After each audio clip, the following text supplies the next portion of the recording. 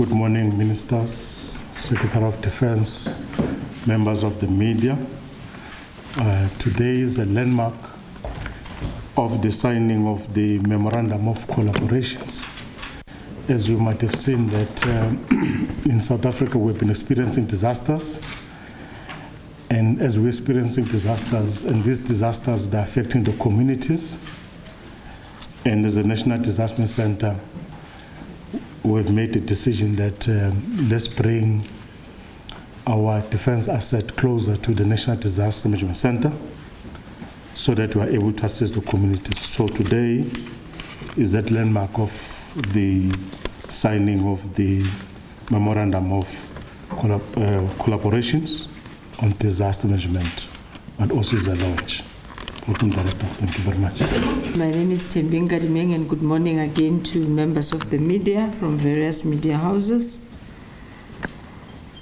We're launching, as the program director has also indicated, and the purpose why we have invited you is a memorandum of collaboration between ourselves as the Department of Cooperative Governance and Traditional Affairs, whose functions, amongst others, is to ensure and manage the Disaster Management Act of South Africa and look into collaborative ways and systems, terms of reference and all that may be necessary to assist during the time of any form of disaster. So let me first thank all of you for making it this morning to witness this collaboration. As you may be aware, there are two key components in managing of the disaster. Is disaster reduction, and it includes mitigation and planning and all that on how you really have to reduce and prevent. And then there is disaster, hence it's usually called DRR. It's your disaster reduction and response mechanism or strategy or framework that, according to the Paris Accord, each and every country is supposed to form and have. Because disaster knows no time, no boundary, no announcement, nothing. It happens. And we are all alive now to the climatic change conditions and the inclement weather conditions globally, but also it's a nightmare for us here at home. And there are provinces which are more prone to droughts, floods, veld fires, and many other disasters. And then you also have a component of disasters which are man-made, human form of disaster, which we also have to respond to. So I've witnessed quite a number of such activities, and we also recognize that it is important that we then mitigate climate change. There are instruments, there are measures worldwide. For example, we have got one of the best South African weather service systems in the country with regard to early warning. Gets to be communicated openly. You assist as media houses as well in communicating. The response is what becomes our responsibility in terms of warning people, evacuations where necessary. If you compare the floods of KwaZulu-Natal in January compared to the floods of April last year, government response was very much better. If you look into the last building major collapse that we had, was a bridge here just below Greyston, entering Sentin, and the collapse that we had in George. In George, in 2 hours, almost all the teams. The furthest fire specialist was arriving from Northwest in Rustenburg municipality. But in 2 hours after the building has collapsed, in 16-hour, 34-hour first major report, first main report was released on how the response teams will be. So we're enhancing that work. And we all know that defense, through its training in the army, they're the best in terms of assisting. Our municipal systems also are still poor. We get allocated the funds in response to disaster and spending is a challenge. And collaboration of today is also to deal quickly on how the departments could be able to be of assistance under the National Disaster Management Center. As a department of Cogta as well, we run our community works program, and we focus on mobilizing the public and the private sector into partnerships on how to respond.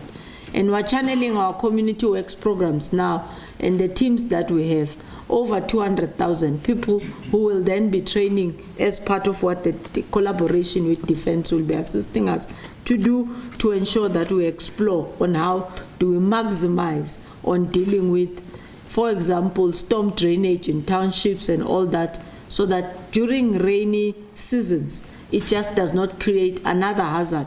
So we are going to utilize their defense capabilities to safeguard our nation, but also oversee that the South African Forces Institute, which manages emergency strategic reserve and procurement from the Department of Defense, also come into our shores as Cogta and assist and make sure that they give guidance and we become better. And in our planning, we'll then create a disaster reserve assurance fund, which will jointly be operated by our emergency operation centers, which will be having the disaster management centers and the defense. And we will be creating disaster integrated industrial parks, where we now have disaster response storage of issues that we need and material that is needed from each and every district. You know, we have got 44 districts with 8 metros, which makes them 52. So that is what we will try and do our industrial parks. Yes, we specialize. For example, the police in K9, if you want the best swimmers for search and rescue, Mudimule will give you that in Limpopo. If you want the best fire specialist in the municipality, Rustenburg, City of Cape Town will give you that. But you need to be able to have all those districts, meaning the 52 centers of local municipalities and metros, to be able to maintain and manage their own fire. They need to have the capability, they need to have the utensils to do that. I think in short, that's what we are coming here to avail to you and share with our nation, that we get better every day in terms of how we're going to be responding, and we'll be collaborating with the Department of Defense to ensure that we manage our disaster in terms of mitigation and response much better. Thank you very much, Minister Mdisa, as well, for joining us to ensure that we become better in saving our citizens. Thank you.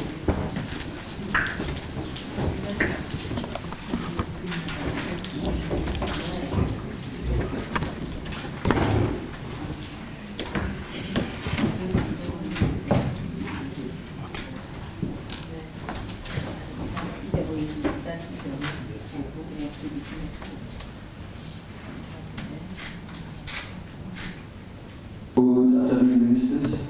This is Memo from Newsroom Africa. I've got a couple of questions. The first one would be in terms of financing of the disaster management centers. I'm going to have money that's set aside and already available for disasters, especially to ensure that the operations run smoothly. And then is there clear responsibilities between the two departments in terms of how defense come in and how Cogta is going to handle some stuff? So is there a clear line in the memorandum that defines who must do what? Good morning. Your first question is around financing, slave financing. I'm going to leave that for Minister Cogta. But coming into the second one, are the tasks different? They are different, they are coordinated. Defense is like the government's pantry. All departments dip in, but sometimes there are not the resources that go with the skill sets that reside in defense. In this particular instance, we also have been looking at the changing patterns, not only in South Africa's climate. We've looked at what has been happening. If you remember, in the past, the disasters looked to be up there in the north. Recently, we have seen that the south is getting its fair. If you look at what happened in Brazil, that means that we need to get better organized to deal with disasters, especially from the oceans.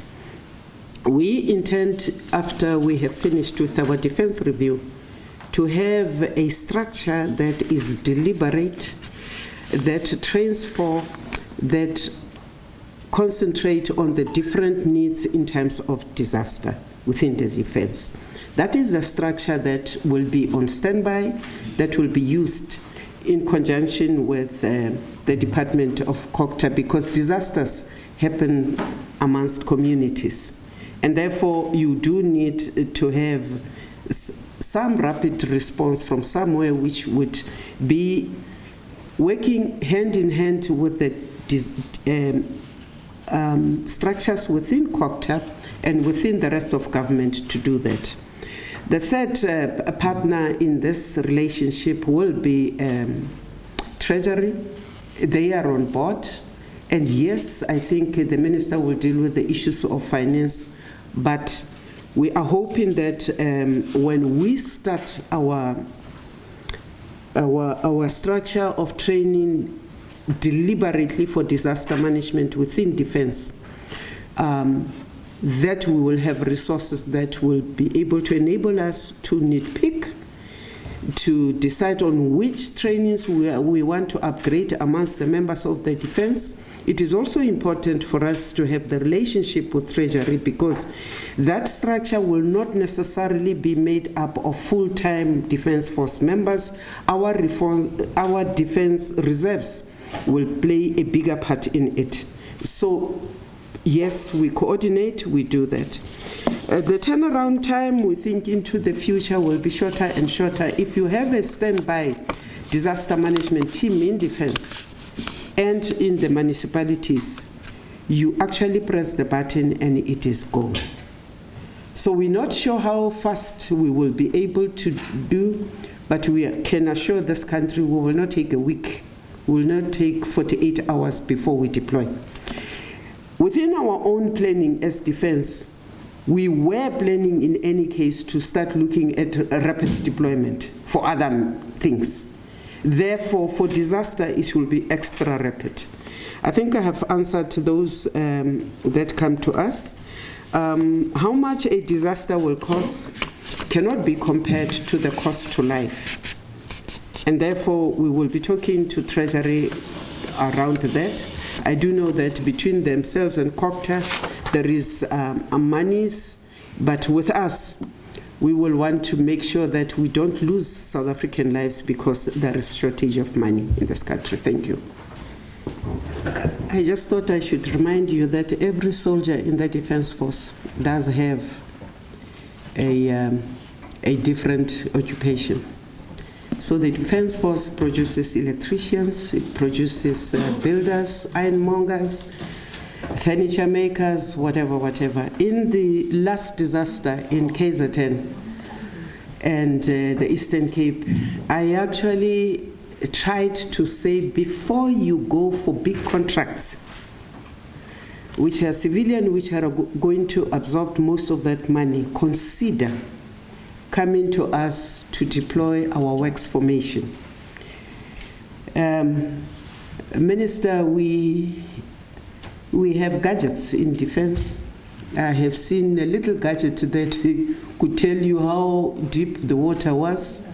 And in other words, you do have equipment and people who are trained, who can deal with any disaster within your own defense and for their country. But also remember, when we formed this National Defence Force, when Joe Modise was asked, what do you do with these many numbers in peace times? He said, communities have been deprived. There are no roads, there aren't enough houses. They can be used to do with infrastructure. And in fact, they are capable of doing that. So we're putting all skills at the disposal of communities that are in need. And sometimes all we ask for is, give us S&T as we are there, we will deploy our skills. And that is what defenses do in times of peace. Serve, not only protect the lives when they are threatened by other human beings, but when nature also threatens.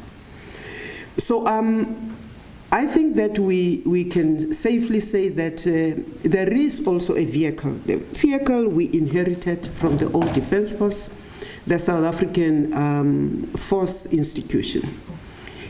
It can be used, it was used in times of emergencies to do procurement. We're putting that SAFI at the disposal of disaster management in this country. We also think that if we go back to defense working with CSIR closer as it did in the past, we might actually be able to preempt more damages. We have a responsibility for, what do you call that? Antarctica. We report as defense, as South Africa on the Antarctica.